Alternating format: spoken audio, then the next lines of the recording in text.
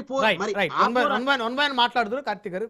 శిరీష్ గారు నమస్తే అండి. బ్రహ్మనాయుడు గారు వినపడుతుందా? వినిపిస్తుంది. శిరీష్ గారు, విజయసాయి రెడ్డి గారు రాజకీయ పార్టీ పెడుతున్నారు అనేటువంటి చర్చ బలంగా నడుస్తుంది.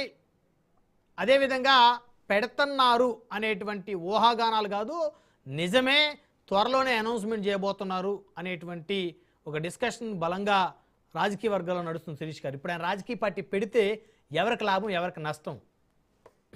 ముందుగా బ్రహ్మనాయుడు గారు, మీకు, రాజనీతి వీక్షకులకి, అలాగే ప్యానలిస్టులు అందరికీ కూడా నా నమస్కారాలండి.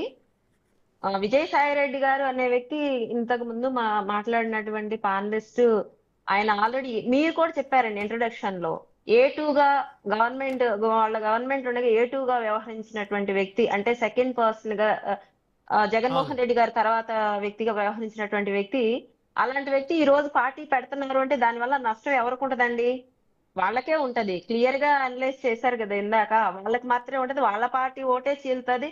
లేదు అంటే ఆయన ఒకవేళ రెడ్డి సామాజిక వర్గానికి సంబంధించిన ఓటుని ఏదన్నా చీల్చాలి అని అనుకున్నా గానీ, ఇక్కడ టీడీపీలో గాని జనసేనలో గాని ఉన్నటువంటి వాళ్ళు ఎవరు కూడాను ఇంకొక పార్టీ వైపు చూసే పరిస్థితులు లేరు. ఎందుకంటే వైసీపీ అనేది ఆల్రెడీ 151 సీట్ల నుండి 11 సీట్లకు పరిమితమైనప్పుడే వాళ్ళు పునరాలోచించుకోవాలి. రెండోది, అందులో ఉన్నటువంటి ఒక కీలకమైనటువంటి వ్యక్తి వెళ్ళిపోయి పార్టీ పెడుతున్నారంటే అది వాళ్ళ పార్టీకే నష్టం, మాకు వచ్చిన నష్టం అయితే ఏమీ లేదు.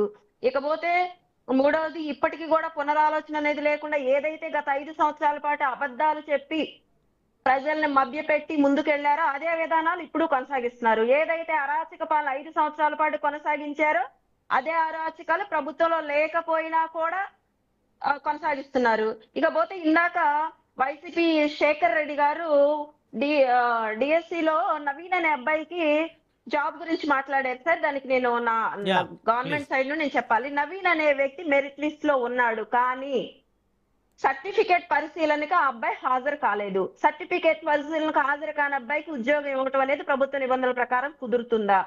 కుదరదు కదా. వెరిఫికేషన్ రానటువంటి వ్యక్తికి ఉద్యోగం ఎలా ఇస్తారు?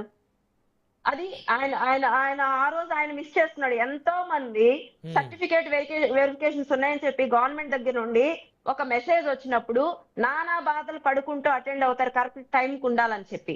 అలాంటిది హాజరే కానటువంటి వ్యక్తికి జాబ్ ఎలా ఇస్తారు? ప్రభుత్వ నిబంధనల ప్రకారం అది ఉల్లంఘించినట్లు అవుతుంది కదా. ఇకపోతే జగన్మోహన్ రెడ్డి గారి భద్రత గురించి ఇందాక చాలా సేపు మాట్లాడారు. ఆయనకున్నది Z+ కేటగిరీ, అది ప్రభుత్వం ఎలాగూ ఇస్తుంది. కానీ రాజకీయ లబ్ధి కోసం ఈ రోజు ఆయనకి ఏదో హాని ఉంది, ఆయన భద్రతకు ముప్పు ఉంది అని చెప్పి వీళ్ళు కేంద్ర హోమ్ మినిస్టర్ గారికి విన్నవించారు.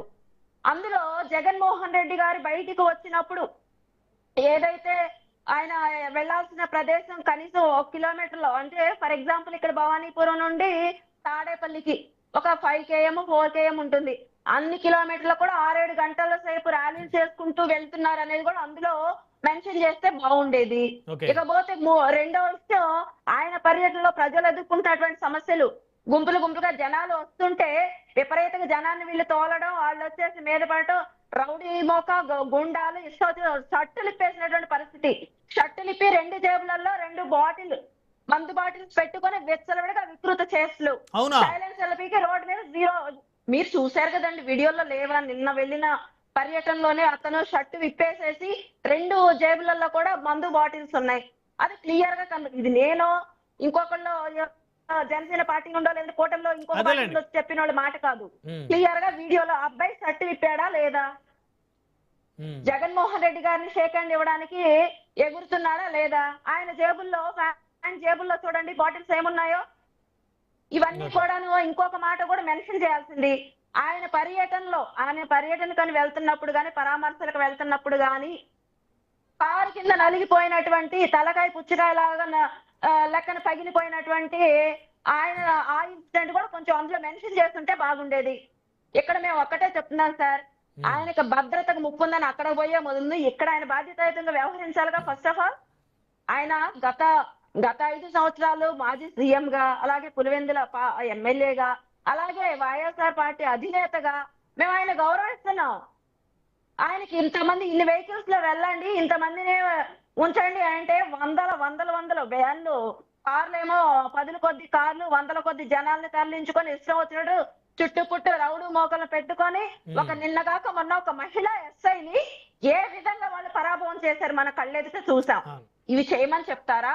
ఇవి చేస్తున్నామని కూడా అందులో మెన్షన్ చేసి ఉండాల్సింది బాగుండేది. కాకపోతే పరామర్శకు వెళ్ళేది కూడా ఎవరికి వెళ్తున్నారు? ఓకే, మీ పార్టీలో మీ పార్టీ గతంలో మంత్రిగా చేసిన అబ్బాయి ఆయన కొడుకు కాబట్టి అప్పలరాజు గారి కుమారుడు, అప్పలరాజు గారి కుమారుడు, లేదంటే ఆయన జైల్లో ఉన్నాడు. పరామర్శించారా? ఏమైనా పరామర్శించలా. టైం ఎంత వేస్ట్ అవుతుంది అనేది ఒక అధినాయకుడికి తెలియదా? ఏ టైంకి ములాఖత్ ఇచ్చారనేది ఆయన తెలియదా? ఏ టైంకి రీచ్ అవ్వాలనేది ఆయనకి తెలియదా? ఎన్ని గంటల్లో రీచ్ అవ్వాల్సిన ప్రదేశం అనేది ఆయన తెలియదా?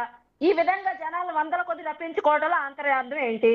శాంతి భద్రత ముప్పు కలుగుతుందని మళ్ళీ మొసల కన్నీరు ఏంటి? పరామర్శించారు. పోనీ పక్కనే యాక్సిడెంట్ లో చనిపోయినటువంటి ఆ దానయ్య కుటుంబం, నిరుపేద గొర్రెల కాపరి కుటుంబాన్ని ఏమైనా పరామర్శించారా? అది లేదు. 40 సంవత్సరాలు అయిపోయినాయి, అంత ఇబ్బంది ఏం కాదని చెప్తున్నారు.